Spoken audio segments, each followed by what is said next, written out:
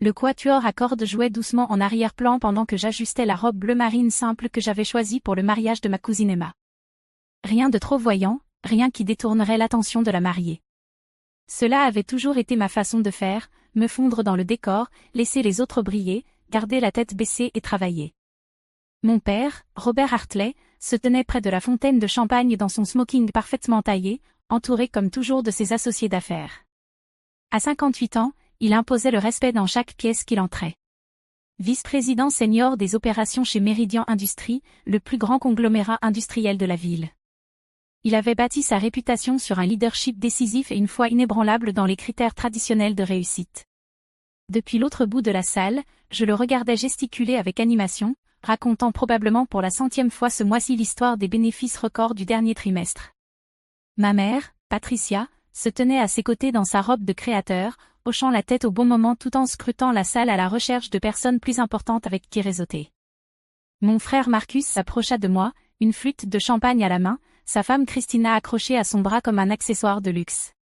À 35 ans, Marcus incarnait tout ce que nos parents avaient espéré d'un fils. Un MBA d'Harvard, vice-président chez Goldman Sachs, un appartement en attique sur la 5e avenue et une épouse dont la famille possédait la moitié de Martha S. Vineyard. Alex, dit-il, utilisant le surnom que je détestais. Je suis surpris que tu sois venu.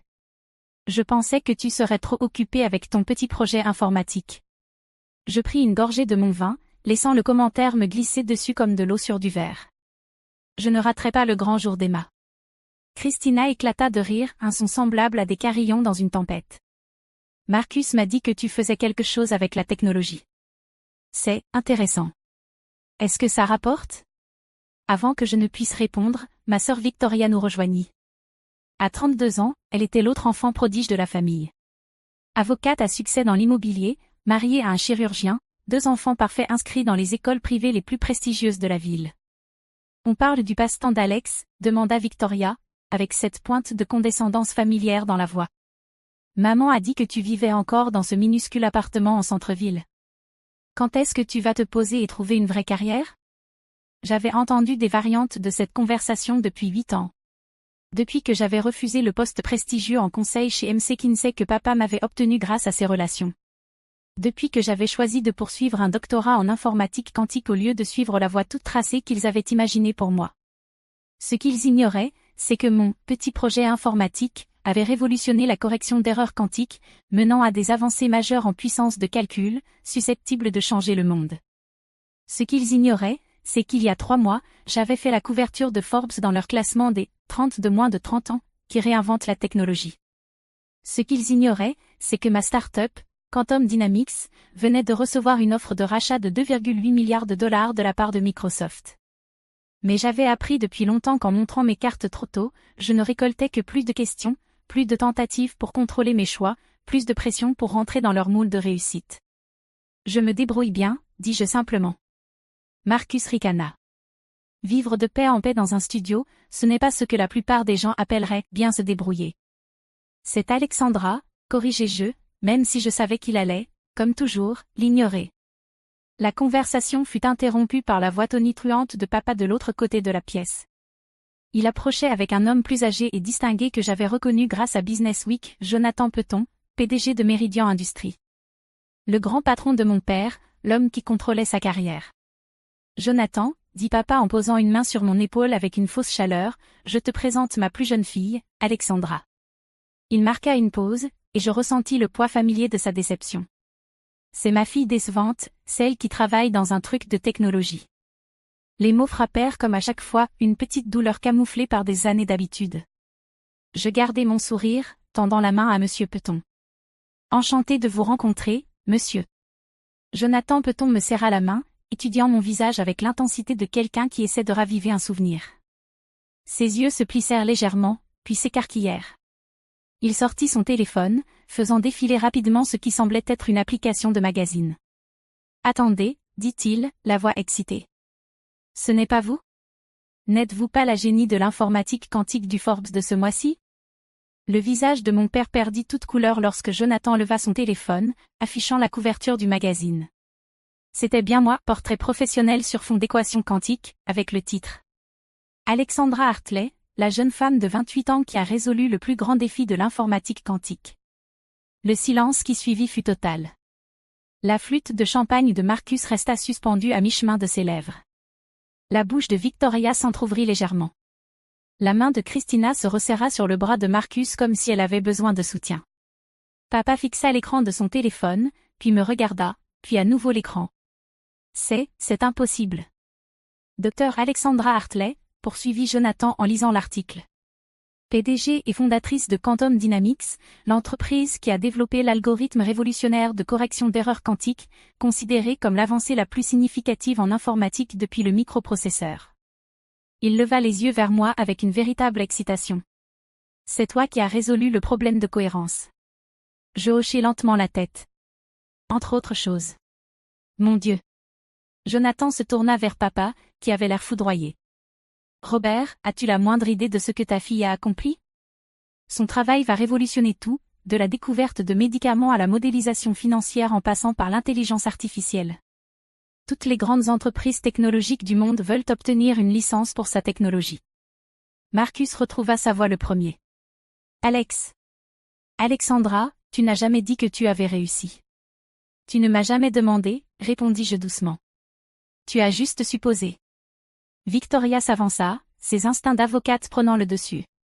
L'article dans Forbes, il date de quand? Il a été publié il y a 3 semaines, répondit Jonathan à ma place, voyant que je gardais le silence. La même semaine où Microsoft a annoncé le rachat de Quantum Dynamics pour. Il fit défiler l'article. Voilà, 2,8 milliards de dollars. Christina émit un petit bruit étouffé. Le visage de papa était passé du blanc au gris. Mais tu vis dans ce petit appartement, dit maman, apparaissant soudainement à côté de papa. Elle avait dû entendre le remue-ménage. Tu conduis cette vieille Honda.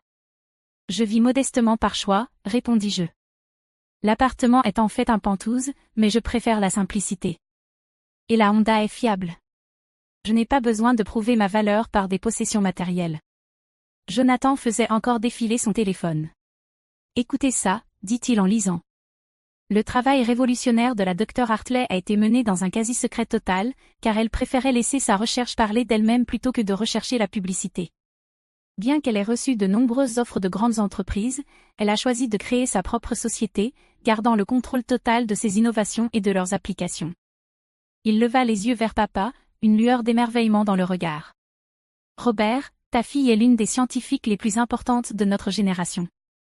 La technologie qu'elle a développée pourrait résoudre le changement climatique, révolutionner la médecine, transformer les communications mondiales. Il s'interrompit. Et tu l'as présentée comme ta fille décevante. La question resta suspendue dans l'air comme une fumée autour de nous. D'autres invités au mariage avaient commencé à remarquer le remue-ménage. Je voyais Emma, radieuse dans sa robe de mariée, nous observer depuis l'autre bout de la salle avec curiosité. Papa ouvrit la bouche, la referma, puis l'ouvrit de nouveau. Nous ne savions pas. Parce que vous n'avez jamais demandé, dis-je calmement. Vous avez décidé il y a 8 ans que, puisque je ne suivais pas votre chemin tout tracé, j'étais un échec. Vous n'avez jamais envisagé que je pouvais construire quelque chose de plus grand que ce que vous pouviez imaginer. Marcus reposa sa flûte de champagne avec des mains tremblantes. Le poste de consultante chez MC Kinsey, tu l'as refusé pour travailler là-dessus? Je l'ai refusé parce que j'avais des projets plus grands. Des projets qui nécessitaient la liberté de penser, d'expérimenter, d'échouer et de recommencer sans surveillance d'entreprise ni pression familiale. Victoria calculait quelque chose derrière ses yeux. L'acquisition, 2,8 milliards. Quelle est ta part dans l'entreprise? Je souris légèrement. J'ai conservé 73% des parts quand j'ai fait entrer des investisseurs il y a 2 ans. La valeur de ma participation est donc d'environ 2,04 milliards de dollars. Le chiffre les frappa comme un coup physique. Christina chancela littéralement. Marcus attrapa la chaise la plus proche pour se soutenir. 2 milliards, murmura papa. Tu vaux 2 milliards. Sur le papier, oui. La richesse n'a jamais été le but. Le but était de résoudre des problèmes importants, de repousser les limites de la connaissance humaine, de créer une technologie qui pourrait aider les gens. Jonathan peut-on regarder papa avec une expression que je n'arrivais pas à définir. Robert, je dois te demander, qu'est-ce que ça fait de savoir que ta fille décevante est devenue l'une des plus jeunes milliardaires du pays? La question était pointue, volontaire. Je voyais papa digérer non seulement le choc de mon succès, mais aussi ses implications professionnelles. Jonathan Peton était son patron, et il venait de le voir rejeter et rabaisser publiquement quelqu'un qui était maintenant, sans doute, plus accompli que quiconque dans la pièce. Je suis fière, réussit à dire papa, mais les mots sonnaient creux. Vraiment, demandai-je doucement. Parce qu'il y a 3 heures, tu disais à tante Margaret que tu aurais au moins espéré que je trouve un mari, puisque j'étais manifestement incapable de me débrouiller seule financièrement. Papa tressaillit. Victoria semblait mortifiée. Marcus me regardait toujours comme si j'avais soudainement poussé une deuxième tête. Alexandra, intervint maman, prenant ce ton doux et diplomatique qu'elle réservait aux situations sociales délicates. Nous avons toujours été fiers de toi. Nous ne comprenions tout simplement pas. Vous ne compreniez pas parce que vous n'avez jamais essayé de comprendre, l'interrompis-je. Chaque fois que j'essayais d'expliquer mon travail, vous changiez de sujet ou vous disiez que je perdais mon temps. Chaque réunion de famille devenait une intervention sur mes choix de vie. Jonathan observait cet échange avec fascination. Dr Hartley, si je peux me permettre, quels sont vos projets maintenant? L'article de Forbes mentionnait que l'acquisition par Microsoft incluait une clause vous permettant de poursuivre vos recherches. J'acquiesçai. Je vais diriger la nouvelle division de recherche quantique de Microsoft. Nous travaillons sur des applications qui pourraient révolutionner des domaines allant de la cybersécurité au diagnostic médical. De plus, je crée une fondation pour offrir des bourses de recherche aux scientifiques issus de groupes sous-représentés. Extraordinaire, murmura Jonathan. Il se tourna vers papa. Robert, j'espère que vous réalisez à quel point votre fille est exceptionnelle. Son travail va changer le monde. La conversation fut interrompue par la voix de la coordinatrice du mariage, qui appelait tout le monde à se rassembler pour la découpe du gâteau. Alors que la foule se dirigeait vers la salle principale, Jonathan resta en arrière. Dr Hartley, dit-il, j'aimerais discuter de potentielles collaborations entre Quantum Dynamics et Meridian Industries. Nous cherchons toujours des moyens d'intégrer des technologies de pointe dans nos processus de fabrication. Je serais ravi d'explorer cette possibilité, répondis-je. Mais il faudra passer par l'équipe des partenariats de Microsoft une fois l'acquisition finalisée. Bien sûr. Voici ma carte. Il me tendit sa carte de visite, puis jeta un regard à papa. Robert, j'attends un compte-rendu complet de cette conversation à notre prochaine réunion du conseil. Je veux comprendre comment nous pouvons positionner Meridian pour tirer parti des avancées en informatique quantique. Lorsque Jonathan s'éloigna, ma famille resta figée dans un silence stupéfait. La réception continuait autour de nous, mais notre coin était devenu une bulle de traitement du choc. Finalement, Marcus prit la parole. Alexandra, pourquoi tu ne nous as rien dit? Est-ce que vous m'auriez cru? Demandai-je. Ou est-ce que vous auriez pensé que j'exagérais, comme ce Noël où j'ai tenté d'expliquer l'intrication quantique et que papa m'a dit d'arrêter de frimer? Victoria, fidèle à son tempérament d'avocate, pensait déjà stratégie. Les implications fiscales de cette acquisition, tu as une représentation juridique adaptée? Je faillis rire. J'ai une équipe d'avocats provenant de 3 cabinets différents qui gèrent les divers aspects de l'accord. Droit des brevets, structure d'entreprise, licence internationale, tout est couvert. Mais la famille doit aider la famille, dit maman faiblement. La famille doit soutenir la famille, corrigeai-je. Il y a une différence entre aider et soutenir. Vous vouliez m'aider en corrigeant ce que vous perceviez comme mes échecs. Moi, j'avais besoin de soutien pour poursuivre ce que je savais être possible. Papa était resté silencieux durant tout cet échange, mais il fit maintenant un pas en avant. Alexandra, nous avons fait des erreurs. J'ai fait des erreurs. Est-ce qu'on pourrait recommencer? J'observais son visage, y voyant pour la première fois depuis des années un véritable remords. Papa, je n'ai jamais voulu vous exclure. Je voulais simplement que vous ayez confiance en moi, que vous croyiez que je savais ce que je faisais, même si cela ne ressemblait pas à une réussite classique. L'appartement, la voiture, tu nous as laissé croire que tu avais des problèmes financiers. Je voulais laisser révéler vos vrais sentiments à propos de mes choix. Si vous n'avez été fier de moi qu'après avoir découvert que j'étais riche, qu'est-ce que cela dit de vos valeurs? La vérité de cette phrase resta suspendue entre nous. Maman semblait bouleversée. Marcus était encore en train d'assimiler l'ampleur de ma réussite. Alors qu'est-ce qu'on fait maintenant? Demanda Victoria. Maintenant, dis-je, on va regarder Emma couper son gâteau et célébrer son bonheur. Demain, j'ai une réunion avec Microsoft pour finaliser le calendrier de l'acquisition. La semaine prochaine, je donne une conférence à MIT sur la correction d'erreurs quantiques. Et le mois prochain, je témoigne devant le Congrès au sujet des implications sécuritaires de l'informatique quantique. Je fis une pause, les regardant un par un. Vous êtes les bienvenus dans cette vie, mais seulement si vous êtes capable d'accepter que ma définition de la réussite soit différente de la vôtre. La voix de Jonathan Peton résonna à travers la salle de réception alors qu'il s'adressait à d'autres chefs d'entreprise. Je captais des bribes de sa conversation. Technologie révolutionnaire, brillante jeune scientifique, un père fier, ça doit être. Papa l'entendit aussi. Ses épaules se redressèrent légèrement, et pour la première fois depuis des années, je vis dans ses yeux autre chose que de la déception quand il me regarda. Je veux comprendre, dit-il doucement. Ton travail, ta recherche. Je veux apprendre ce que tu as construit. Alors pose-moi des questions, répondis-je. De vraies questions, pas des suppositions sur ce que je devrais faire autrement. Marcus s'éclaircit la gorge. Ce truc de correction d'erreurs quantiques, tu pourrais me l'expliquer en termes qu'un gars de la finance comprendrait? Pour la première fois en 8 ans, mon frère me posait une question sur mon travail avec une réelle curiosité, au lieu de condescendance. C'était un début. Alors que nous marchions vers la réception principale, maman glissa son bras sous le mien. Alexandra, je dois te demander, es-tu heureuse? Vraiment heureuse? J'ai pris la question au sérieux. Oui, maman. Je suis exactement là où je veux être, en train de faire exactement ce que je suis censée faire. Alors je suis fière de toi, dit-elle, et pour la première fois, ça sonnait sincère. Le reste de la soirée passa dans un flou de félicitations de la part de proches qui semblaient soudain se souvenir de mon existence, de cartes de visite des collègues de mon père qui voulaient discuter d'opportunités, et de conversations profondes avec des membres de la famille qui commençaient enfin à me voir telle que j'étais vraiment. Mais le moment le plus marquant arriva vers la fin de la réception, quand papa me prit à part pendant une chanson calme. Je te dois des excuses, dit-il. Pas seulement pour ce soir, mais pour toutes ces années où je n'ai pas vu ce que j'avais sous les yeux. Je sais, répondis-je simplement. Comment je peux me rattraper? Je repensais à tous ces dîners de famille où j'avais essayé de partager mon enthousiasme pour des expériences révolutionnaires, pour qu'on me dise que j'étais trop technique.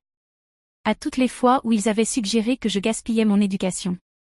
À toutes ces conversations qui commençaient par « Quand est-ce que tu auras un vrai travail ?» Commence par croire en moi, dis-je. Même quand tu ne comprends pas ce que je fais. Surtout quand tu ne comprends pas. Il hocha lentement la tête. Marché conclu. Alors que la soirée touchait à sa fin et que les invités commençaient à partir, Jonathan Peton revint vers moi une dernière fois.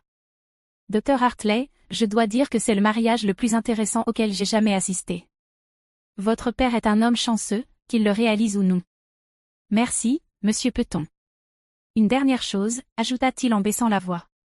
J'étais sérieux à propos des opportunités de collaboration. Meridian Industries cherche toujours à rester en avance sur les courbes technologiques.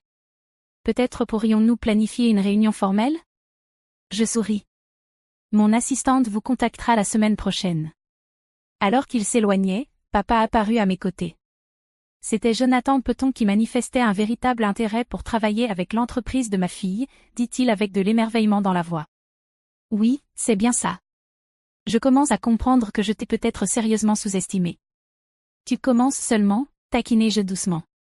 Il rit un son que je n'avais plus entendu diriger vers moi depuis des années. Touché. Le trajet du retour fut silencieux, mais d'un silence différent de d'habitude. Au lieu de la tension familière des attentes non comblées et des déceptions mutuelles, il y avait quelque chose de nouveau, la possibilité. Mon téléphone vibra avec un message de Marcus. On peut déjeuner cette semaine? Je veux vraiment en savoir plus sur ton travail. Vraiment écouter, pas juste faire semblant. Puis un de Victoria. J'ai lu ton article sur Forbes en ligne. Je ne savais pas que l'informatique quantique pouvait avoir un impact sur la recherche juridique. J'aimerais en discuter un jour. Et enfin, un de maman. Je suis désolée qu'il nous ait fallu autant de temps pour te voir. Te voir vraiment. Je t'aime. Maman. Je souris, regardant les lumières de la ville alors que mon chauffeur naviguait dans le trafic nocturne. Demain, je me réveillerai dans mon appartement en attique et je continuerai le travail qui m'avait toujours animé. Mais pour la première fois depuis 8 ans, je ne le ferai plus seul, rejeté par ceux qui étaient censés me soutenir sans condition. Parfois, la meilleure des revanches n'est pas de prouver aux gens qu'ils ont tort. C'est de leur donner la chance d'être fiers de qui vous êtes vraiment, au lieu d'être déçus par ce qu'ils pensaient que vous deviez être. La couverture de Forbes n'était que le début. La véritable révolution avait lieu ici, une conversation à la fois, une question sincère à la fois, un moment de compréhension véritable à la fois. Ma famille était enfin prête à rencontrer la personne que j'avais toujours été. Et moi, j'étais prête à les laisser faire.